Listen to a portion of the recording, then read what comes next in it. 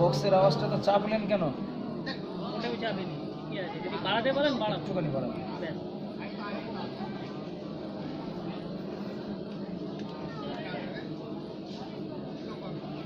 मोहम्मद नाम যতই জাপি ততই মধুর লাগে, এ নামে এত মধু আছে কে জানিত আগে। আল্লাহুম্মা সাল্লি আলা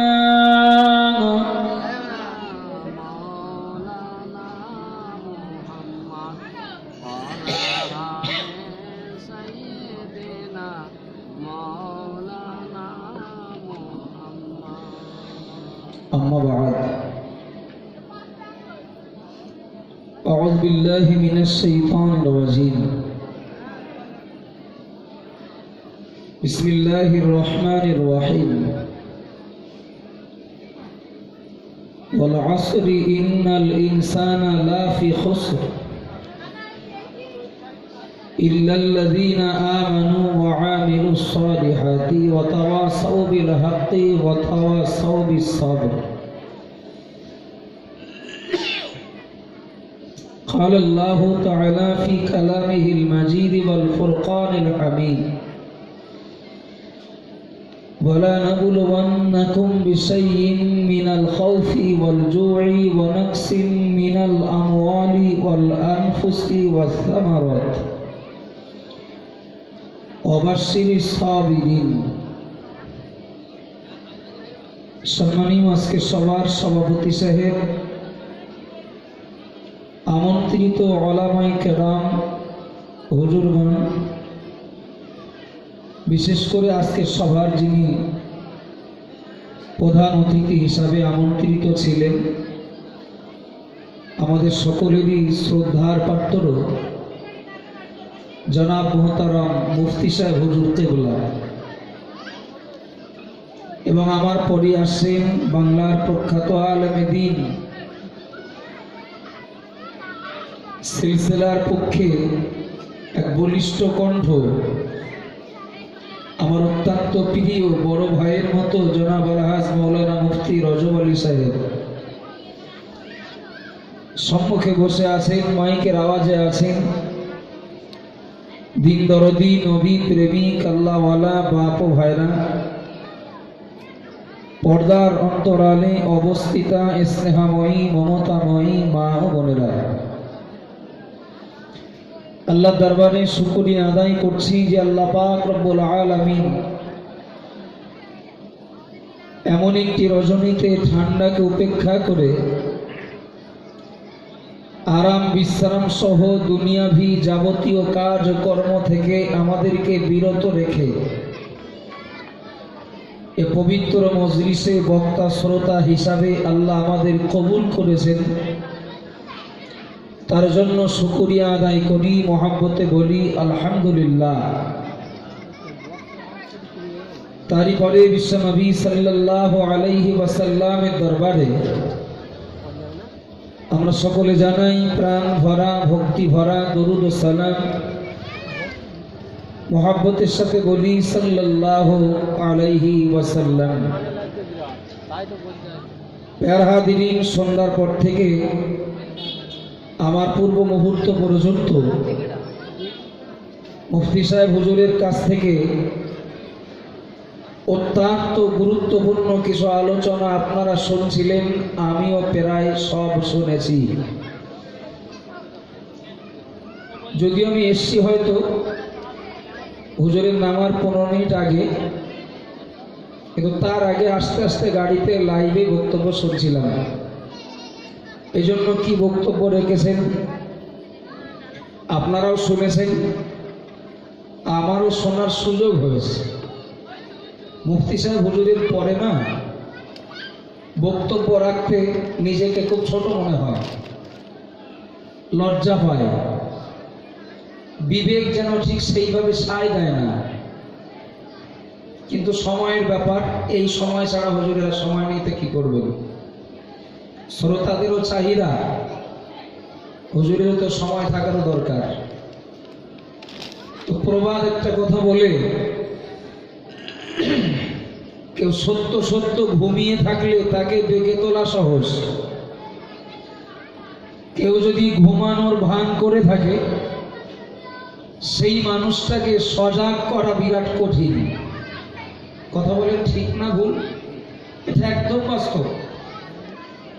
কেউ যদি ঘুমায়, সত্য সত্যই ঘুমায়, একবার দুবার তিনবার ডাকবেন দেখবেন নড়ে চড়ে বসবে উঠবে, কিন্তু ঘুমানোর ভান করে থাকলে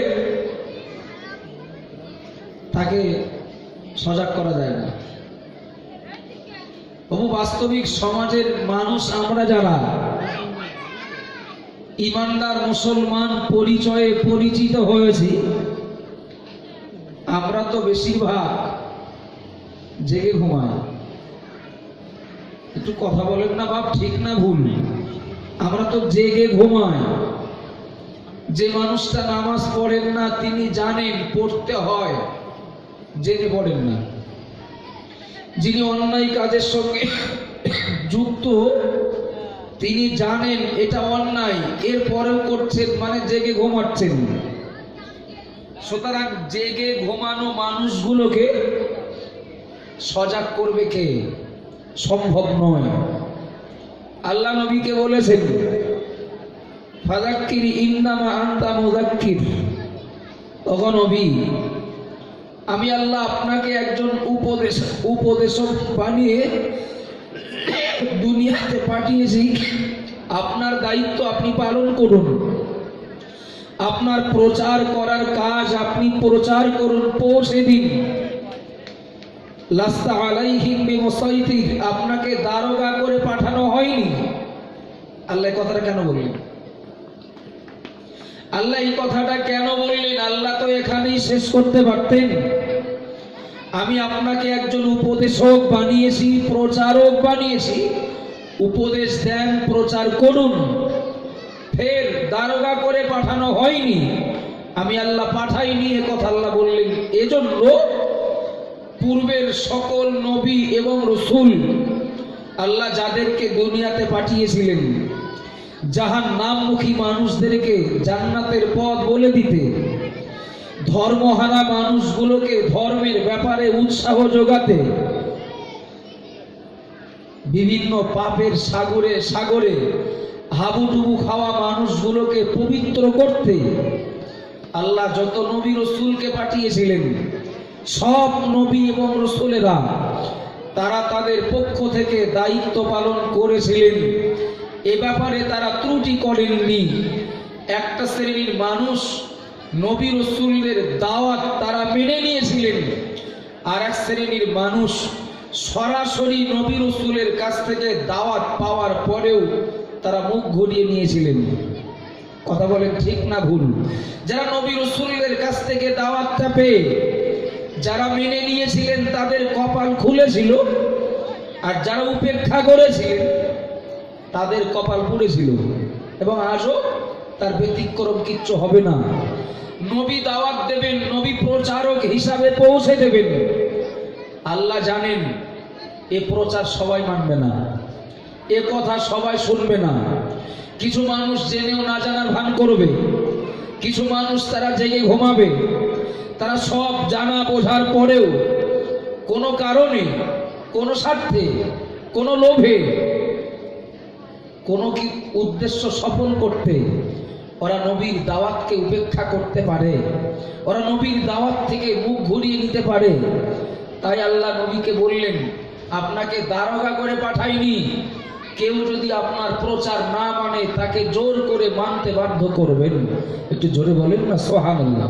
ইসলাম একটা ব্যাপক উদারতার ধর্ম, কারোর প্রতি জুলুম করে না, কি অন্য ধর্মের প্রতি আর কি নিজের ধর্মের মানুষের প্রতি। নবী আপনার প্রচার আপনি করুন, আপনার দায়িত্ব আপনি পালন করুন। কে মানবে কে মানবে না ওটা তার নিজস্ব ব্যাপার। তবে একটা মুহূর্তের জন্য একটু মনে করছি, প্রিয় নবী যখন মায়ের গর্ভে আব্বা আব্দুল্লাহ দুনিয়া থেকে বিদায় নিয়েছিলেন, মাত্র 6 বছরে আম্মা জান আমিনা দুনিয়া থেকে বিদায় নিয়েছিলেন। মাত্র 8 বছরে দাদা আব্দুল মুত্তালিব দুনিয়ার থেকে বিদায় নিয়েছিলেন। দাদার ইন্তেকালের পর থেকে প্রিয় নবীর সুখ দুঃখের ভাগীদার এবং একজন গার্জিয়ান, একজন অভিভাবক হিসাবে দায়িত্ব পালন করেছিলেন। নাম তার আবু তলিব, প্রিয় নবীর চাচা। নবীর পিছনে তার অবদান যা আবু তলিবের মতো নবীর পিছনে অবদান রেখেছিলেন। অভিভাবকের দায়িত্ব পালন করতে গিয়ে মনে হয় জোর খুব একটা খুঁজে পাওয়া যাবে না, বা নেই বললেও চলে। ওই আবু তলিব যখন মৃত্যু শয্যায় শায়িত, প্রিয় নবী খুব কষ্ট পাচ্ছিলেন, নবী খুব দুঃখ করছিলেন। আহারে, এই মানুষটার অবদান আমার পিছনে অনেক অনেক, যা বলে শেষ করা যাবে না।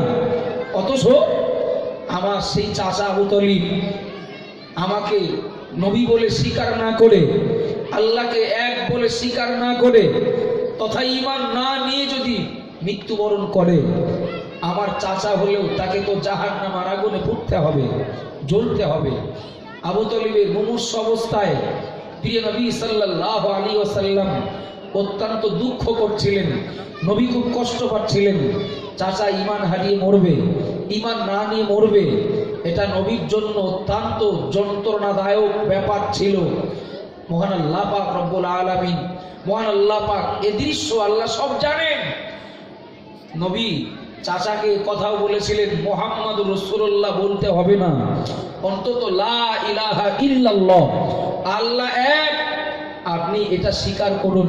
বাদ বাকি ওটাই হাসরের ময়দানে আমি আপনার জন্য সুপারিশ করার জন্য ওটাই আমি ওসিলা হিসাবে আল্লাহকে দেখাবো।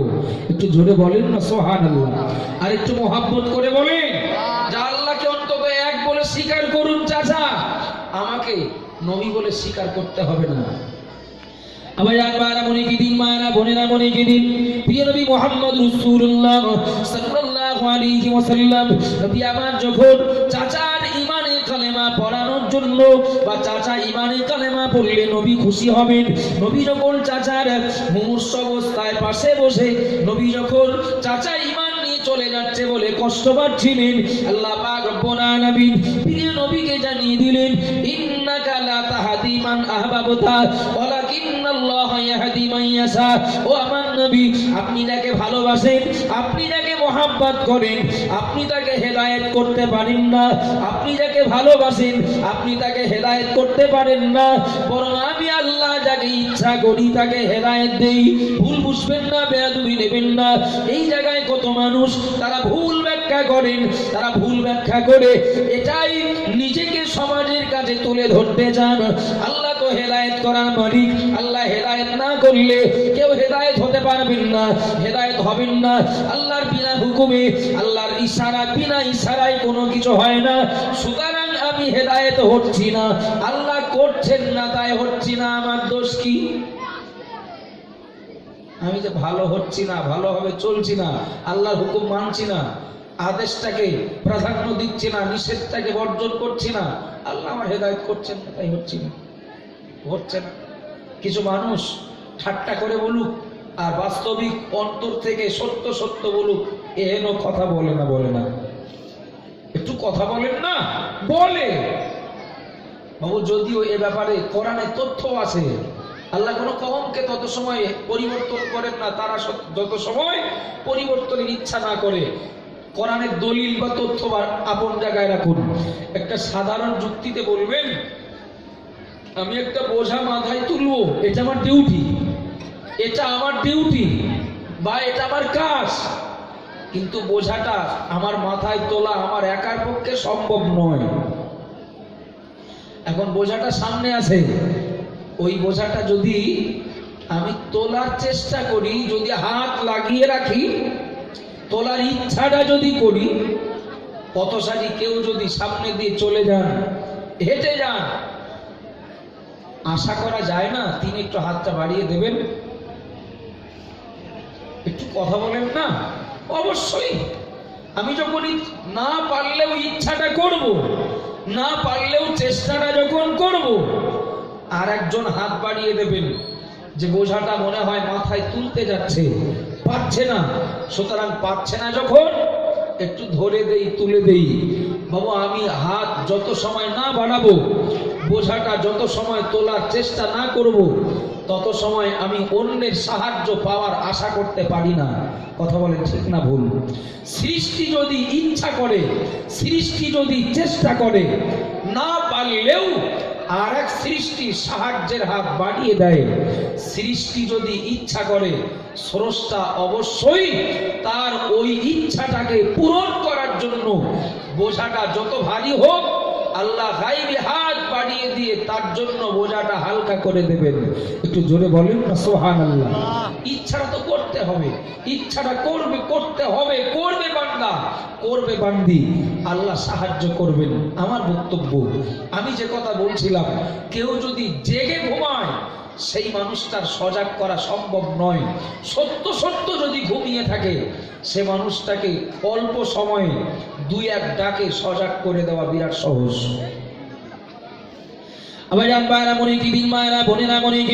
কোরআন শরীফের ভিতরে আল্লাহ যত সূরা নাজিল করলেন, একেবারে ছোট সূরার ভিতরে একটি সূরা, যে সূরাটির নাম হলো সূরা আসর। আমি ওই সূরাটা আপনাদের সামনে তেলাওয়াত করেছি, সব বলবো না, শুরুতে মাত্র কিছু অংশ আপনাদের সামনে তুলে ধরছি। বাবা, মহান আল্লাহ পাক রব্বুল আলামিন সময়ের কসম করে বললেন, আল্লাহ সময়ের কসম করে বললেন, ওয়াল আসরি, ও দুনিয়ার মানুষেরা মনে রাখো, আমি আল্লাহ পাক সময়ের কসম করে বলছি। কসম আমরা কখন করি? কসম তখনই করা হয় যখন কোন বিষয়ের ব্যাপারে বেশি করে গুরুত্ব বোঝানোর চেষ্টা করা হয়। আল্লাহ আসর, সময়ের কসম। কসম কখন করি? যখন একটা বিষয় বিশ্বাস করতে চাচ্ছে না, কি একটা বিষয় হয়তো বিশ্বাস করবে, সেইভাবে গুরুত্ব দেবে না। কারোর অন্তরে বিশ্বাসের মজবুতির জন্য এবং সেই বিষয়টার প্রতি আরো বেশি গুরুত্ব আসুক বা গুরুত্ব দেওয়া হোক, এই আশা করেই, এ টার্গেট করেই কসম করা হয়। কথা বলেন ঠিক না ভুল? ধরে নেন জলসাতে আসতে আমার 5 মিনিট দেরি হয়েছে, কমিটির ভাইরা শুনছে না, আপনি কেন 5 মিনিট দেরি করলেন? বললাম ভাই রাস্তায় গাড়িটা খারাপ হয়ে গিয়েছিল। বিশ্বাস করছে না মোটে। আমি কসম করে বললাম, ভাই আল্লাহর কসম বিশ্বাস করেন, আমি সত্য বলছি। কসমটা করলাম কেন? আমার ওই কথাটা যেন ওরা বিশ্বাস করে বা গুরুত্ব দেয়, উপেক্ষা যেন না করে, উড়িয়ে যেন না দেয়। কথা বলে ঠিক না ভুল? বাবু, সৃষ্টি আমরা কসম করি, আর একটা সৃষ্টির কাছে আমার কথার প্রতি বিশ্বাস আনানোর জন্য স্রষ্টা কসম করছেন, ওয়াল আসর, স্রষ্টা কসম করছেন, আবার তার সময়ের, অন্য কিছু কসম করলেন না, সময়ের কসম করলেন কেন? কারণ হলো বাবু, আমরা জানি সময় থাকলে সবকিছু সম্ভব। এখন ঝিং ধরার মতো হয়ে যাচ্ছে, শ্রোতারা ঝিং ধরা হলে বক্তাও অন্য মনস্ক হয়ে যায়, অমনোযোগী, স্বাভাবিক এটা একদম। সময় থাকলে সব সম্ভব না? একটু কথা বলেন না। সময় যদি থাকে সব কিছু সম্ভব, ভালো কাজ করাও সম্ভব, পাপ কাজ করাও সম্ভব।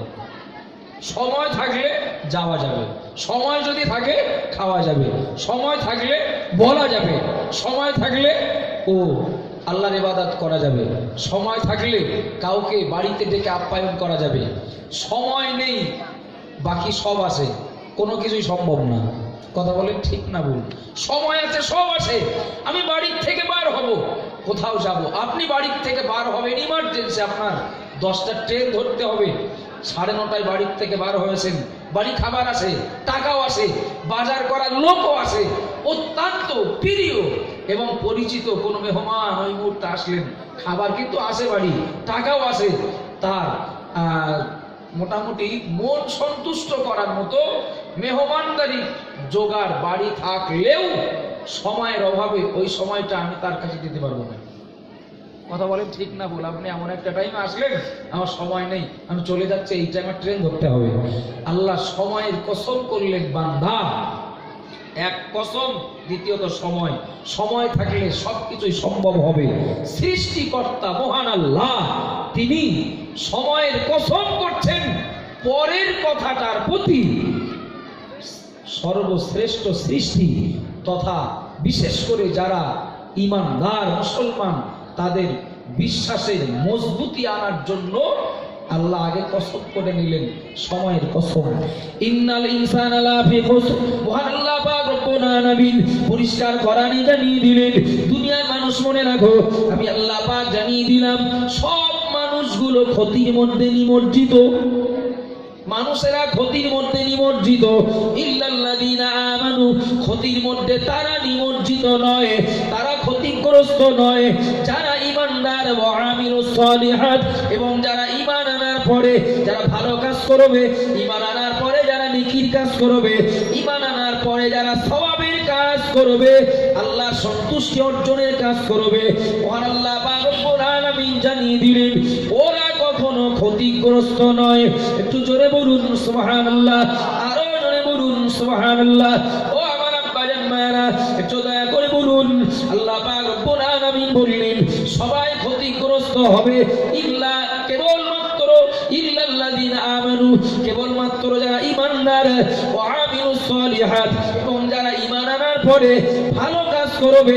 আমি প্রথম অংশটাই যদি ধরি, যারা ঈমানদার তারা ক্ষতিগ্রস্ত নয়, ভালো কাজ করব আমি, কিন্তু আমার যদি ঈমান না থাকে নিশ্চিত মনে দিন ওই ভালো কাজের বিনিময়ে আল্লাহর কাছ থেকে পাওয়ার আশা করতে পারি না।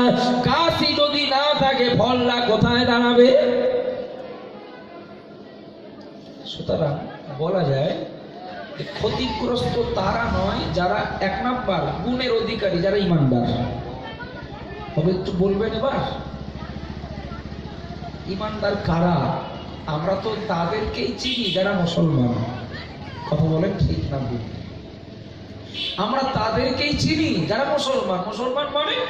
মুসলমান মানে ওরা তো সব সময় বলে লা ইলাহা ইল্লাল্লাহ মুহাম্মাদুর রাসূলুল্লাহ, আল্লাহকে এক বলে বিশ্বাস করলেন, নবীকে আল্লাহ নবীকে নবী বলে মেনে নিলেন, ব্যাস লোকটা ঈমানদার হয়ে গেলেন।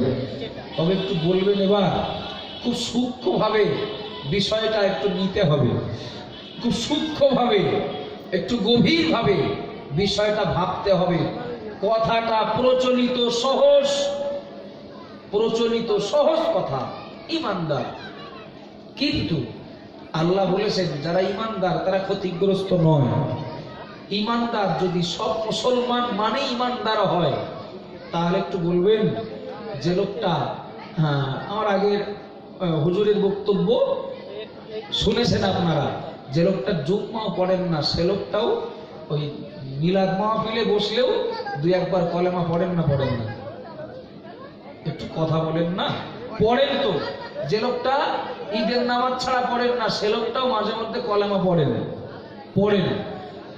কত অমুসলিমকে দেখবেন কখনো পরিবেশের সাথে তাল মেলাতে যে নিজের কোনো স্বার্থ সিদ্ধির জন্য বা কারোর মন জয় করার জন্য কত অমুসলিমরাও লা ইলাহা ইল্লাল্লাহ মুহাম্মাদুর রাসূলুল্লাহ বলে না? বলে তো লা ইলাহা ইল্লাল্লাহ মুহাম্মাদুর রাসূলুল্লাহ এই কথা বললেই যদি ঈমানদার হওয়া যায়, তাহলে ক্ষতির হাত থেকে বাঁচাতো শুধু এই জবানের এতটুকু স্বীকারোক্তিতে যথেষ্ট হয়ে যাবে। বিষয়টা কি আসলে অতটা সহজ? আবার একবার এমন একই দিন মায়েরা বোনেরা, এমন একই দিন প্রিয় নবী মুহাম্মদ রাসূলুল্লাহ সাল্লাল্লাহু আলাইহি ওয়াসাল্লাম নবী আবার জানিয়ে দিলেন ইকরারু বিল লিসান ওয়া তাসদীকু বিল জিনান ওয়া আমালু বিল আরকান, আও কামা ক্বালা আলাইহি সালাম। নবী আবার জানিয়ে দিলেন দুনিয়ার মানুষ মনে রাখো, কেবলমাত্র জবানে স্বীকার করবে লা ইলাহা ইল্লাল্লাহ মুহাম্মাদুর রাসূলুল্লাহ, জবানে স্বীকার করলেই আল্লাহ ছাড়া কোনো মাবুদ নেই, নবী মুহাম্মদুর রাসূলুল্লাহ আল্লাহর প্রেরিত নবী ও রাসূল, একথা জবানে শুধু বললে হবে না। যেমন জবানে স্বীকার করতে হবে, ও তাসদীকু বিল জিনান, তার অন্তর দিয়ে বিশ্বাস করতে হবে, মুখে যেটা বলবে ওটা বিশ্বাস করতে হবে, ও আমালু বিল আরকান, এবং কাজেও সেটা পরিণত করতে হবে। এই তিন বৈশিষ্ট্যের বিনিময়ে তথা এই তিনটের বিনিময়ে একজন মানুষ পূর্ণাঙ্গ ঈমানদার হবেন। তথা জবানে যেটা বলবেন অন্তরে ওটা বিশ্বাস করবেন এবং কাজেও পরিণত করবেন, সেই মানুষটাই পূর্ণাঙ্গ ঈমানদার। এবার একটু বলবেন বাপ, এবার ইমানদার খুঁজে পাওয়াটা একটু কষ্টকর হয়ে যাবে না? একটু কথা বলেন না কেন? চলুন, নবী বলেছেন কিয়ামতের পূর্বে একটাও কাঁচা পাকা ঘর থাকবে না যে ঘরে ইসলাম প্রবেশ করবে না। এটা নবীর হাদিস। একটাও কাঁচা পাকা ঘর থাকবে না যে ঘরে ইসলাম প্রবেশ করবে না।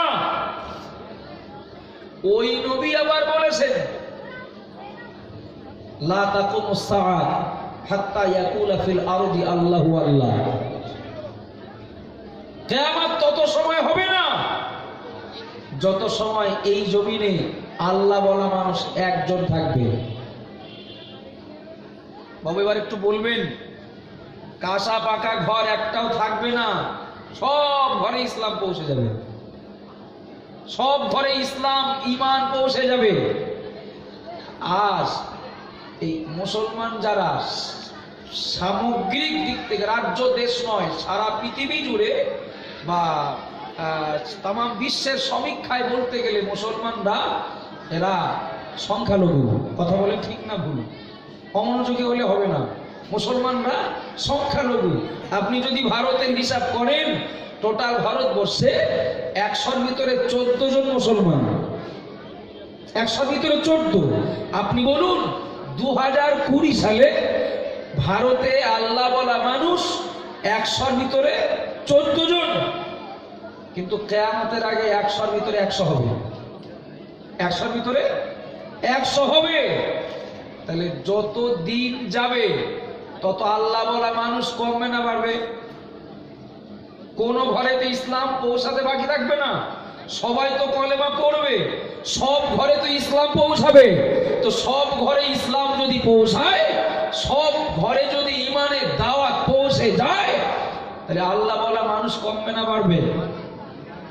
বাড়বে তো। তো আল্লাহ বলা মানুষ বাড়বে যখন, নবী বলছেন একজন ঈমানদার থাকতে, একজন প্রকৃত আল্লাহ বলা মানুষ থাকতে কিয়ামত হবে না। তার মানে কি সবাই আবার ব্যাগে যাবে নাকি? যে ইসলাম কবুল করার পরে আবার সব ফিরে যে যার ধর্মে চলে যাবে? কি মনে হয় আপনাদের? না না না, কেউ আবার পূর্বের ধর্মে ফিরে যাবে না, সবাই ইসলামের ভিতরেই থাকবে। কিন্তু মনে রাখবেন, বাস্তবিক ইল্লা ইসমুহু লা ইয়াবকা মিনাল ইসলাম ইল্লা ইসমুহু, এই জামানার জন্যই, ওই জামানার জন্যই প্রিয় নবীর ভবিষ্যৎবাণী 1500 বছর আগে, ইসলাম থাকবে তো নামে থাকবে, ইসলাম থাকবে কিন্তু নামে থাকবে। আশ্চর্য ব্যাপার হলো এই জায়গায় সব বাড়িতে ইসলাম পৌঁছে যাবে, অথচ প্রকৃতপক্ষে আল্লাহ বলা মানুষ কমতে কমতে কমতে কমতে আর একজন এসে যখন পৌঁছাবে, তথা যখনও একজন থাকবে, আল্লাহ তখনও পূর্ব দিক থেকে সূর্য তুলবেন, পশ্চিম দিক থেকে সূর্য অস্ত যাবে। ওই একজনও যখন থাকবে না, সূর্য সেদিন আর পূর্ব দিক থেকে উঠবে না, পশ্চিম দিক থেকে উঠবে। যেন না ভাবি ওই সময় টুপি মাথায় দেওয়া লোক থাকবে না, যেন না ভাবি ওই সময় দাড়িওয়ালা লোক থাকবে না, যেন না ভাবি ওই সময় মসজিদে জামাত হবে না, যেন না ভাবি ওই সময় ইসলাম প্রচার করা কেউ থাকবে না, যেন না ভাবি কোরআন হাদিস জানা বোঝা মানুষ থাকবে না, যেন না ভাবি প্রকৃতপক্ষে জবানে আল্লাহ বলা মানুষ থাকবে না। কিন্তু এখানে বাস্তব অর্থে শুধু জবান নয়, প্রিয় নবী সাল্লাল্লাহু আলাইহি ওয়াসাল্লাম বলেছেন থাকবে তবে নামে, মুখে, সাইনবোর্ডে, বাস্তবে না। প্রকৃতপক্ষে ঈমানদার সেই ব্যক্তি যে তার মুখে স্বীকার করবে, ও তাসদিকু বিল জিনা, অন্তর দিয়ে বিশ্বাস করবে এবং কাজে ও আমালু বি আরকান, কাজে পরিণত করবে, সেই মানুষটাই প্রকৃতপক্ষে ঈমানদার।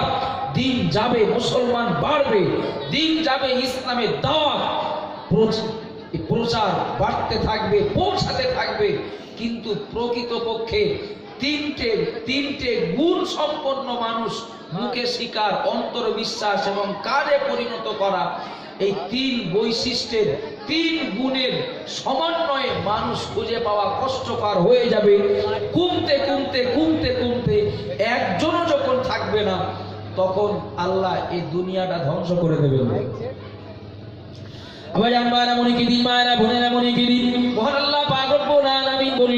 মানুষেরা সবাই ক্ষতির মধ্যে নিমজ্জিত, কেবলমাত্র যারা ঈমানদার তারা নন। আমি পরের গুণগুলো পরে বলছি। ও আমার আব্বাজান মায়েরা, কেবলমাত্র ঈমানদার সেই ব্যক্তি তো সহজে হয়ে যাবেন, এটা আমাদের দৃষ্টিতে। দুনিয়ার মানুষের দৃষ্টিতে যে মানুষটা তার জবানে পড়বেন লা ইলাহা ইল্লাল্লাহ মুহাম্মাদুর রাসূলুল্লাহ, জবানে পড়লেন মানে একজন মুসলমান স্টেজে উঠে বললেন আমি সজ্ঞানে, আমি স্বইচ্ছায়, আমি আমার ধর্ম ত্যাগ করে ইসলামের ছত্র ছায়াতলে চলে আসব। ওই মানুষটা উপস্থিত শ্রোতাদেরকে সাক্ষী রেখে স্টেজে উঠলেন। যেমন এমন প্রোগ্রাম অনেক জায়গায় দেখতে পায় বাবা, মজলিসে কত মানুষ কলেমা পড়ে মুসলমান হয়ে যাচ্ছেন। একটু দয়া করে বলুন, ওই মানুষটা ইমানে কালেমা পড়ে মুসলমান হয়ে গেলেন, এটা আমরা জানলাম, আমরা বুঝলাম, দুনিয়ার মানুষ দেখলেন। কিন্তু মনে রেখে দিন বাবা, প্রিয় নবী মুহাম্মদ রাসূলুল্লাহর হাদিসের ওই বাকি অংশটা যদি দেখা হয়, শুধু মুখে নয় অন্তরেও বিশ্বাস, কাজেও সেটা করে দেখাতে হবে। ভুল বুঝবেন না, বেয়াদবি নেবেন না। আমার নির্মাণ দত্তপাড়া এলাকার একটা মেয়ে আর নেহালপুর গ্রামের একটা ছেলের সাথে বিয়ে হবে। ও আমার আব্বাজান মায়েরা, আমরা বিয়ের মজলিসে এখানে যত মানুষ রয়েছি, আমরা কম বেশি বিয়ের মজলিসগুলোতে গিয়েছি। বিয়ে পড়ানো হবে, ইমাম সাহেব বলছেন উকিলকে বললেন যান অনুমতি নিয়ে আসেন মেয়ের কাছ থেকে। মেয়ে যদি অনুমতি দেয় তাহলে বিয়ে পড়ানো হবে। উকিল চলে গেলেন, দুজন সাক্ষী চলে গেলেন।